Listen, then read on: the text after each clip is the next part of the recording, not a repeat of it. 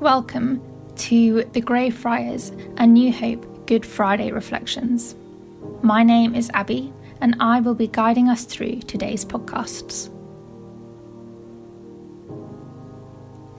It's 6 a.m.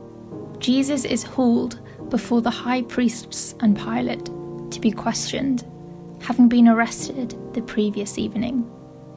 We pick up the account in Mark, chapter 15, reading from verses 1 to 19. Very early in the morning, the chief priests with the elders, the teachers of the law, and the whole Sanhedrin made their plans. So they bound Jesus, led him away, and handed him over to Pilate. "Are you the king of the Jews?" asked Pilate. "You have said so," Jesus replied. The chief priests accused him of many things. So again Pilate asked him, "Aren't you going to answer? See how many things they are accusing you of." But Jesus still made no reply, and Pilate was amazed. Now it was the custom at the festival to release a prisoner whom the people requested.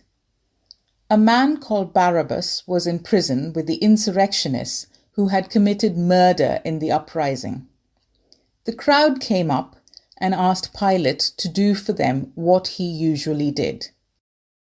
"Do you want me to release to you the king of the Jews?" asked Pilate, knowing it was out of self-interest that the chief priests had handed Jesus over to him. But the chief priests stirred up the crowd to have Pilate release Barabbas instead. "What shall I do then with the one you call the king of the Jews?" Pilate asked them. "Crucify him!" they shouted. "Why? What crime has he committed?" asked Pilate. But they shouted all the louder, "Crucify him!" Wanting to satisfy the crowd, Pilate released Barabbas to them. He had Jesus flogged and handed him over to be crucified. The soldiers led Jesus away into the palace, that is the praetorium, and called together the whole company of soldiers. They put a purple robe on him, then twisted together a crown of thorns and set it on him. And they began to call out to him, "Hail, King of the Jews!" Again and again they struck him on the head with a staff and spit on him. Falling on their knees, they paid homage to him. There is a deep irony in the injustice of Good Friday, because time and time again, Jesus is recognized for who he truly is by people who don't even believe the words that they're saying, by people who are declaring a profound truth without even realizing it. Pilate, the governor of the occupying Roman forces, mockingly calls Jesus the King of the Jews, in an attempt to humiliate the Jewish leaders in their powerlessness before Roman might and rule. Is this what a Jewish king looks like, he seems to say? Little did he know, but it is. The religious leaders, desperately plotting the murder of Jesus, are happy to orchestrate the freedom of a guilty man as the price to be paid for the life of a man that Pilate so clearly knows is innocent. Just days before, the chief priest had said that it was better that this one man should die than the entire nation. Little did they know that that was precisely the exchange that was taking place. The innocent king for his guilty people. The soldiers, brutally torturing this man who had been handed over to them, decide to pick up on Pilate's mockery.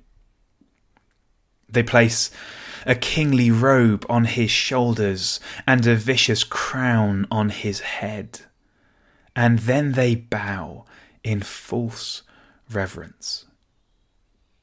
Little did they know that they were dressing Jesus for a strange, upside-down, beautiful enthronement that was about to take place on the cross. And Jesus, throughout all of this, remains quiet. He's the one who knows the truth. And he doesn't feel the need to correct or to challenge or to stop what is happening. Because this is where he is meant to be. He knows who he is. He knows what has to be done. Let's stop and meditate on what John has shared.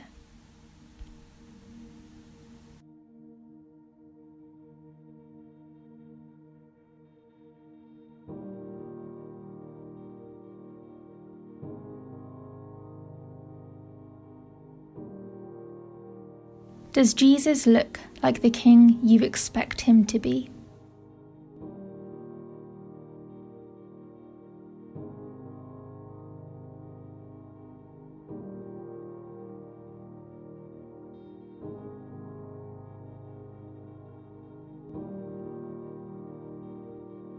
What would it look like to be a citizen in this kingdom today?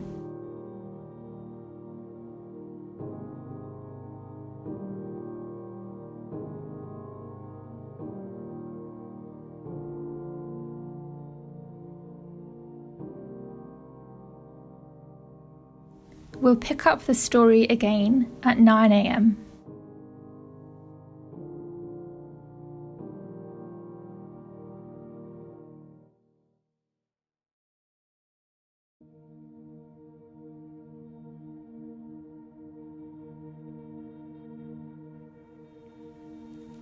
It's 9 a.m. Following his trial, Jesus is led away to be crucified, encountering Simon of Cyrene on the way. We pick up the account in Mark, chapter 15, reading from verses 20 to 27. And when they had mocked him, they took off the purple robe and put his own clothes on him. Then they led him out to crucify him. A certain man from Cyrene, Simon, the father of Alexander and Rufus, was passing by on his way in from the country, and they forced him to carry the cross. They brought Jesus to the place called Golgotha, which means the place of the skull. Then they offered him wine mixed with myrrh, but he did not take it. And they crucified him. Dividing up his clothes, they cast lots to see what each would get. It was 9 a.m. when they crucified him. The written notice of the charge against him read, "The King of the Jews." They crucified 2 rebels with him, one on his right and one on his left. Simon of Cyrene appears to have found himself in the wrong place at the wrong time. A Jew from Cyrene, a city in modern-day Libya in North Africa, it's apparent that Simon has undertaken a long journey to be in Jerusalem for the Passover festival. I went and put the journey he would have taken into Google Maps, and I reckon he would have spent at least a month heading up to Jerusalem. As Jesus climbs the hill to Golgotha, we can infer that the weight of the cross has become too much for him to carry. Interestingly, we can look further back into the Gospel of Mark to see an earlier instance of Jesus alluding to the situation we, and particularly Simon, find ourselves in. In Mark 8:34, Jesus says, "If any of you wants to be my follower, you must turn from your selfish ways, take up your cross and follow me." Jesus is using the imagery of crucifixion to illustrate the degree of submission and personal sacrifice required to follow him. The Romans forced the condemned to carry the instrument of their doom to the place of execution as both a final humiliation and deterrent to onlookers. Flashing forward to Simon, it's worth considering his reaction to the directive of the soldiers. Coming from such a distance, was he even aware of who Jesus was? Was he embarrassed to be at the centre of the derision directed towards Jesus? Was he even fearful of being caught in the crossfire? The cross is unexpected for Simon, and the call for you to pick up your cross could be equally unexpected. You might be familiar with the notion of taking up your cross, but the example of Simon shows us a startling literalism. To take up our cross today, we are tasked with journeying deeper than performative, culturally diluted faith. Rather, we are to deny the temptation offered by that kind of, as Jesus would say, lukewarm faith, and instead surrender to him and the full implication of being his follower. For Simon, the implications of quite literally following Jesus up the hill are stark. Taking up our cross today, in the abstract, might seem scary. But if we learn to sacrifice ourselves to God, then the sacrifices that follow will be not just palatable, but even sources of joy. Rather than belonging to our possessions, our wealth, or our status, we will belong to the Father. So what then of Simon, the man who shouldered the cross of Jesus? It's unclear what happens to Simon after this, but the Gospel of Mark does deliberately name both of his sons, Alexander and Rufus. Many scholars believe that Rufus is the same Rufus Paul mentions in Romans 16:13, even going as far to say that Rufus's mother had been like a mother to him as well. If this is indeed the same Rufus, we can then infer that Simon ended up becoming a close friend of Paul. The call to take up our cross isn't designed to drive us away, but to bring us closer.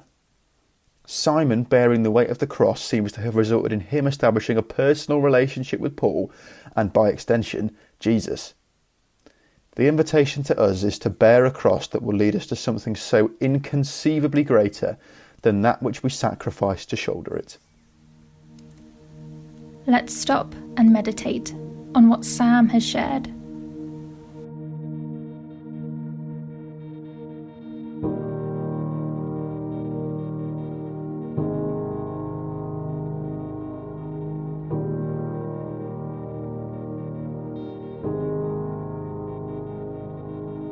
Man of sorrows, Lamb of God, by his own betrayed, the sin of man and wrath of God has been on Jesus laid.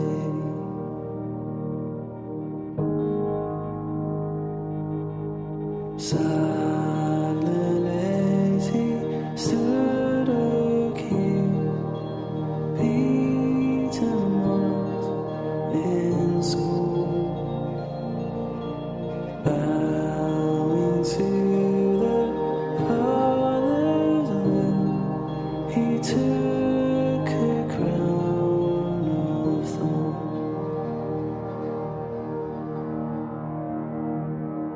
Oh, that rugged cross, my salvation, where your love poured out over me. Now my soul cries out, hallelujah, praise and honor unto thee.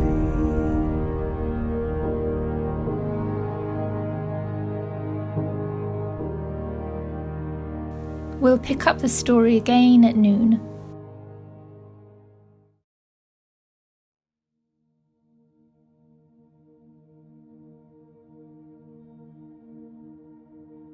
It's 12 noon. Jesus has been on the cross for 3 hours, alongside 2 criminals. We pick up the account in Luke, chapter 23, reading from verses 35 to 44.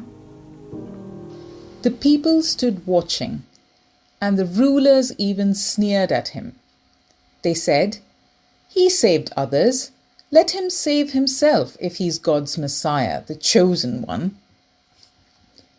The soldiers also came up and mocked him. They offered him wine vinegar and said, "If you are the king of the Jews, save yourself."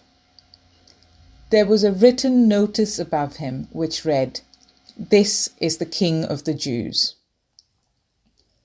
One of the criminals who hung there hurled insults at him. "Aren't you the Messiah? Save yourself and us." But the other criminal rebuked him. "Don't you fear God?" he said, "since you are under the same sentence. We are punished justly, for we are getting what our deeds deserve.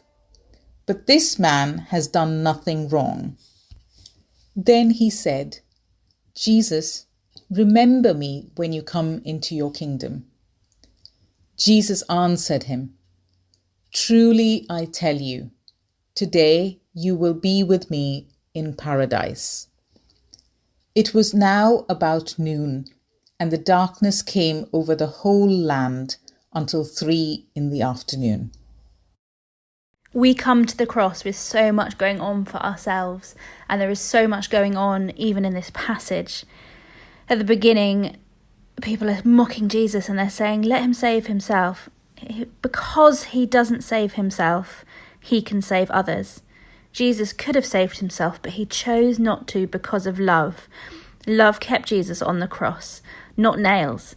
Jesus chose to stay on the cross. And then he's surrounded by these other criminals on the cross, their crosses. And one criminal joins in with the mocking, telling him to save himself and to save us. And we look in Matthew and Mark and see that both criminals mock Jesus. However, one of them came to see things differently. He came to respect God. We wonder, he knew Jesus. Maybe he'd been in a crowd once listening to Jesus speak. He knew his own sin. And he called out, Lord. He believed in everlasting life. He speaks of paradise. This is where we see like a deathbed conversion. We see God's grace and how it's not about this man's life. It's about what's going on in his heart at this moment. And what this thief gets is far beyond his expectation. He expects that he might be saved in some distant time, but Jesus tells him today. He asks to be remembered, and Jesus goes above and beyond and says, you will be with me. He's looking for a kingdom, and Jesus promises him paradise. That's a word they would have used for heaven. Jesus promises him paradise. And we come to the cross with our expectations, our judgments, our assumptions. We come to look at conversions like these, wondering what's been going on in that person's life, what's going on in their heart. But ultimately, this is such a big reminder of God's grace and God's love. God's grace and God's love defies expectation.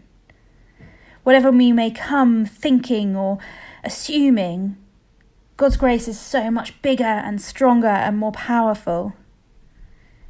God's love, Jesus' love for us, kept him on a cross to die this horrendous, painful death because he loves us so much. So as we come to the cross, why not put all those things aside that we bring, all those questions, all those judgments, all those assumptions, all those doubts?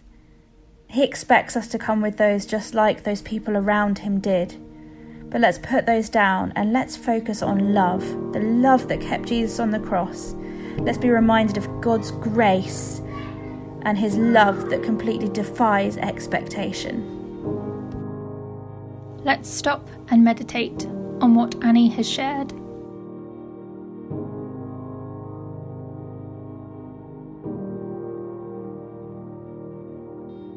As we stand at the foot of the cross, what do you feel?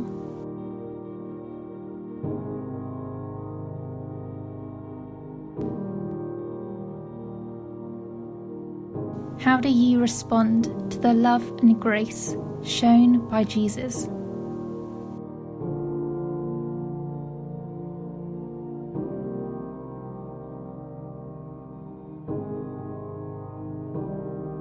We'll pick up the story again at 3 p.m.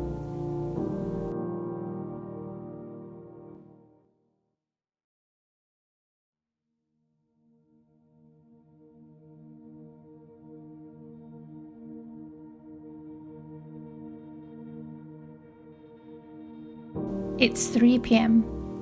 Another 3 hours have passed. Jesus is growing weaker.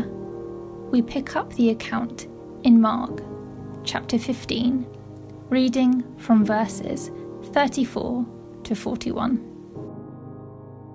And at 3 in the afternoon, Jesus cried out in a loud voice, Eloi, Eloi, lama sabachthani, which means, my God, why have you forsaken me?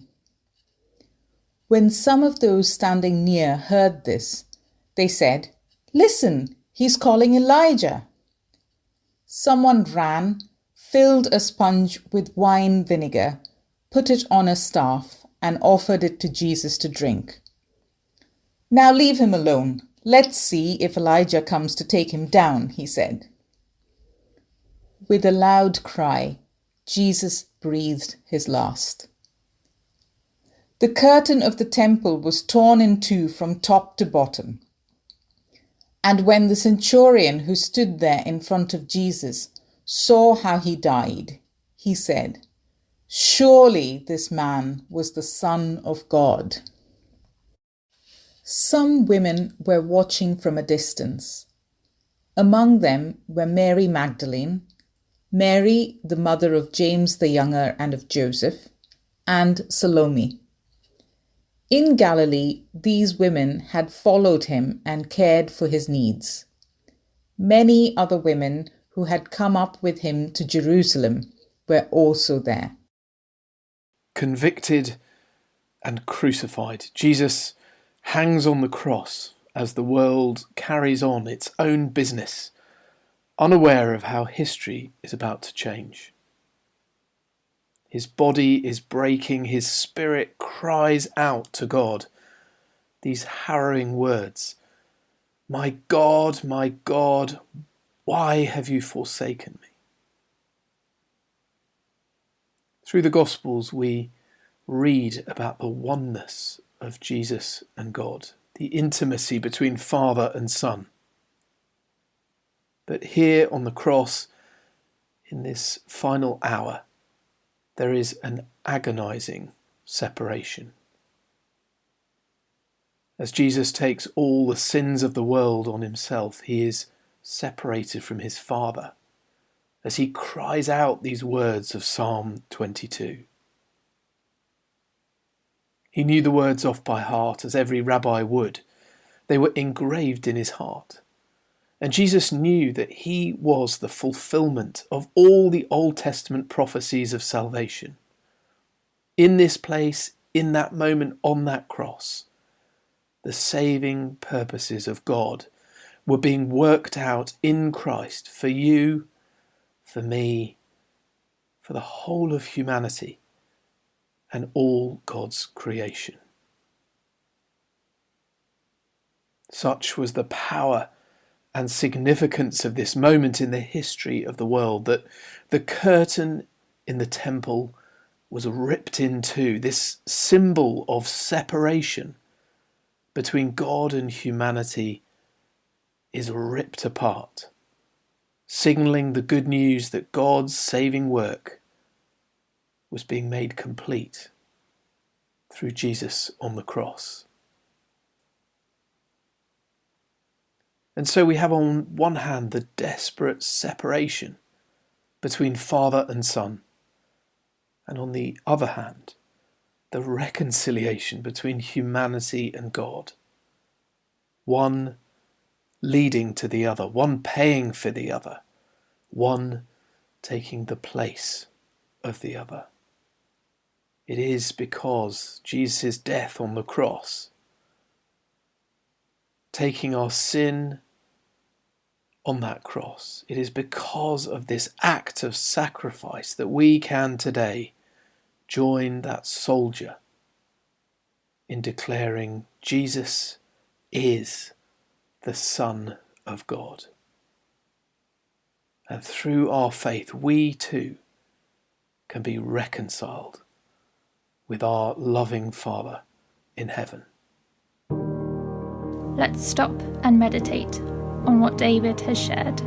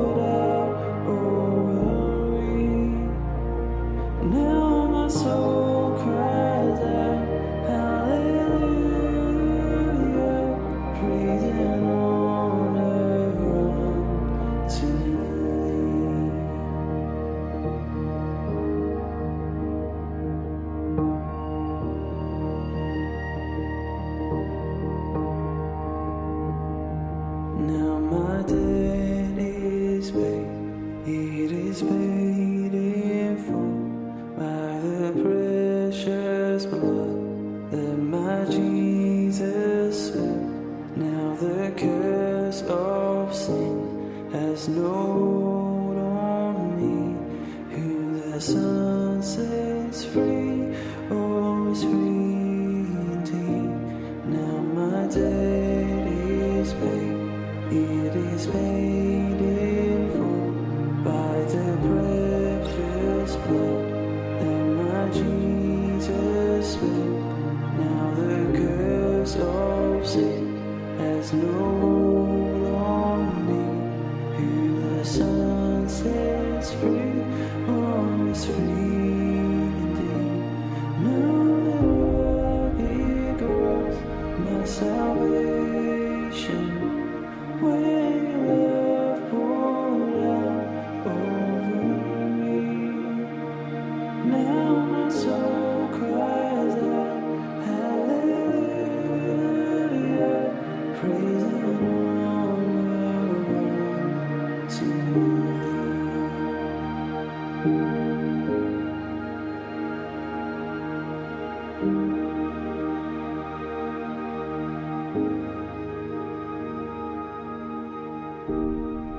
We pick up the story again at 6 p.m.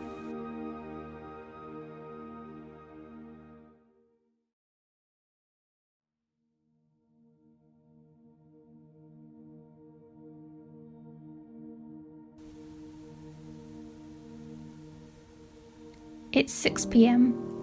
Jesus is dead. The silence and uncertainty of Saturday lies ahead. We pick up the account in Luke chapter 23, reading from verses 50 to 56. Now there was a man named Joseph, a member of the council, a good and upright man who had not consented to their decision and action. He came from the Judean town of Arimathea, and he himself was waiting for the kingdom of God. Going to Pilate, he asked for Jesus' body. Then he took it down, wrapped it in linen cloth, and placed it in a tomb cut in the rock, one in which no one had yet been laid. It was preparation day, and the Sabbath was about to begin. The women who had come with Jesus from Galilee followed Joseph and saw the tomb and how his body was laid in it. Then they went home and prepared spices and perfumes. But they rested on the Sabbath in obedience to the commandment. It is an evening of grief, the start of a Sabbath of silence. Jesus, beloved Son, wise teacher, loving friend, is now dead, enclosed in a borrowed tomb, enshrouded in mortality. Joseph walks away in silent defeat, leaving his hope of a triumphant Messiah in the tomb, sealed up in the darkness of disappointment. Mary sits in silent disbelief opposite the tomb where the healer lies broken. Hands that powerfully brought her freedom are now limp and lifeless, bound by cloth and death. They enter the silence of their Saturday, a Sabbath of waiting and wondering.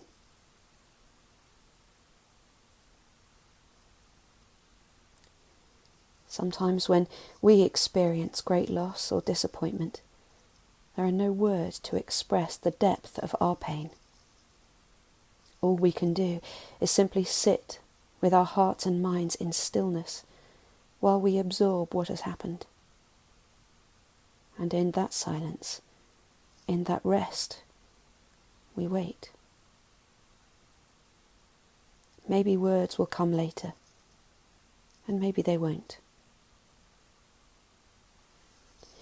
Perhaps we wonder why God seems silent when we're in pain. But maybe it's because silence is what we need when tragedy knocks our life off course. Silent presence is often the most powerful comfort in the midst of distress. When words cannot change the circumstance, silent company is purest love. And so, as Good Friday draws to a close, bring before God any of your own sadness, defeat, loss or disappointment. Bring it to Him in silence. Allow Him to sit with you in it. Be still with Jesus, and let silence with Him do its work in your heart and mind. Absorb. Rest. Wait with Him, and do not rush. Take this Sabbath rest, and simply be with Him for as long as you can.